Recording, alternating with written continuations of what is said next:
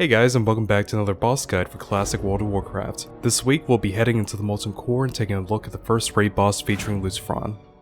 So despite being an introductory raid boss for new players and raids, there are still a few things that we need to cover in detail just to make sure that this is a smooth kill for progression. So to start things off, first we need to make some space, so go ahead and clear the first or second core hound pack before pulling the boss. Next, make sure to stay away from the tunnel that you came from due to respawns or mobs that might still be around. And finally, keep in mind that there's a small cubbyhole in the back that you can pull the boss's adds into for better organization, or you can just tank them out in the open, it's your choice. Once everyone is ready, start the fight with your hunters using distracting shot to separate the adds and let the off tanks and the main tank pick up their target before starting DPS. So once all three have been split apart, you've accomplished the first part of this fight. So now let's cover all the abilities that you'll need to watch out for. So with the two adds, there's two things to keep in mind. First, they have a cleave ability, so if possible keep them faced away and isolated from your raid. Next, they have a mind control ability which will target random players in your raid. If possible, try not to kill these players and keep them CC'd with abilities like polymorph if possible.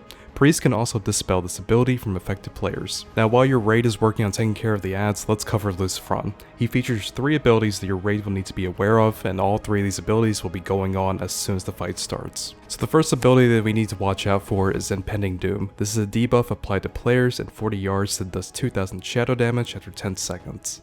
It's incredibly important that your healers are on top of dispelling this because it can quickly wipe your raid if it's left unchecked. The next ability is LUCIFRON'S Curse. This is a curse effect that will generally affect the entire raid. It increases the cost of all your abilities by 100%, which includes spells that cost rage, mana, energy, and so forth. Your mages and druids will need to be on their A game for this because having this debuff for too long will quickly slow your raid's DPS and healing output to a crawl.